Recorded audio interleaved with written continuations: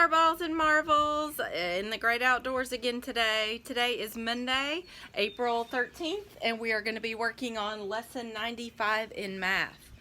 Our objective today is to use estimation to verify an answer. So a lot of the terminology I'm going to be using today has to do with the word reasonable. So you might ask yourself, what does the word reasonable mean? Let me give you an example. Maybe you're getting ready to have your birthday party, and on your birthday you go to your parents and say, hey, could I have $1 million and 4 new puppies? Are they going to think that's reasonable? No, because it's not. So thinking about what the word reasonable means, it's giving us an opportunity to use math in real life and check our answers and see if they're reasonable. Does it make sense? It's kind of like saying, okay, I'm having to round numbers, and if I'm doing it quickly in my head, does my answer make sense? So that's what we're going to be talking about today. Let's say, let me give you an example. Maybe you're at Target and you're going to buy some squishies, and these squishies are $3.59 for each squishy.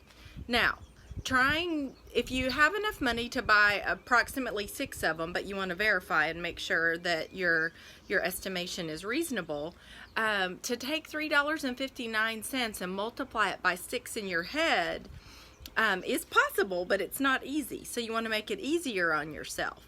So what you're going to do is take the $3.59 and round it to the nearest dollar, because even rounding the change to $3.60 times 4, yes, makes it a little easier, but we can go a step further and say $3.59 rounding to $4 to be sure that you have enough, and say $4 then times 6 of the squishies that you want to buy.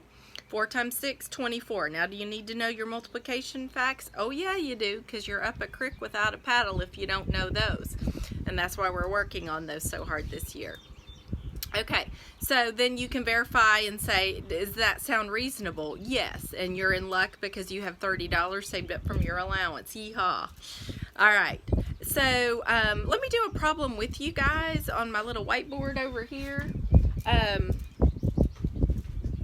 Grab my marker, because it is planting season and I love a good garden. I decided to use this example to say there are 113 seeds that we're going to plant in a garden. Okay, now we have 6 gardens that we're going to plant. We're going to be really busy. What you guys are going to do is round that number, 113. If they give you a single digit number, you are not going to round that number. You're going to leave that number the same. You're only going to round the 3-digit number or the 2-digit number to the nearest 10 or 100, depending on what the problem is. And now again, sometimes they're going to tell you guys to use compatible numbers. That's a different lesson, different day. Today we're just trying to see, is this reasonable?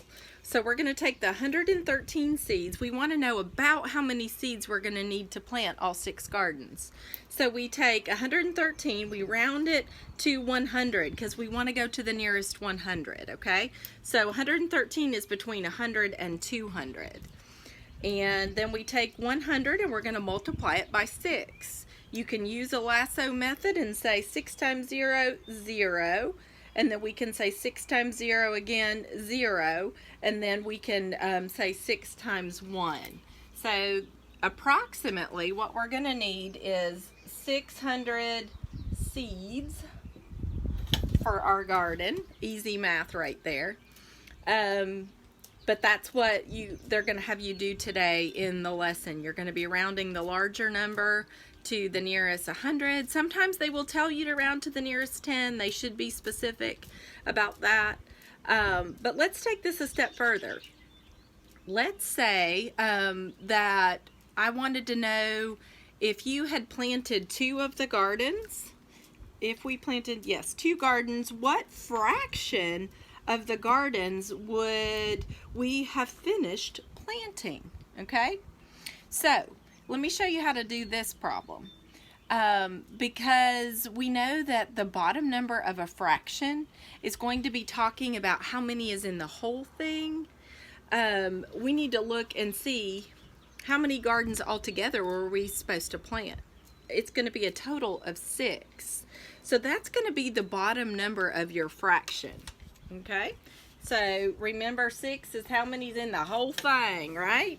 All right, so we've got our 6 down there. That is our denominator. D, denominator down. Remember, that's the bottom number. Our little trick for remembering that.